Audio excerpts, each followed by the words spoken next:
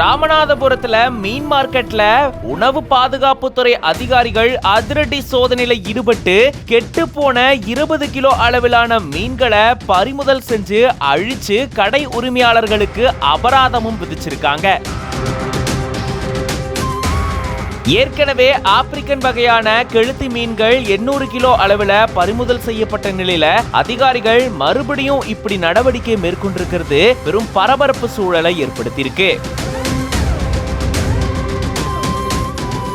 ராமநாதபுரம் நகர் பகுதியில டவுன் மீன் மார்க்கெட்ல 10க்கும் மேற்பட்ட உணவு பாதுகாப்புத்துறை அதிகாரிகள், போலீசார், மீன்வளத்துறையினர் சேர்ந்து திடீர்னு அதிரடி சோதனையில ஈடுபட்டிருந்திருக்காங்க. அங்க இருக்கக்கூடிய மீன் கடைகள்ல அதிகாரிகள் சோதனையில ஈடுபட்டப்பதான் கெட்டு போன மீன்கள் இருந்ததா சொல்லப்பட்டிருக்கு. கிட்டத்தட்ட 20 கிலோ அளவிலான கெட்டு போன மீன்களை அதிகாரிகள் பறிமுதல் செஞ்சு அதை பினாயில் ஊற்றி அழிச்சிருக்காங்க.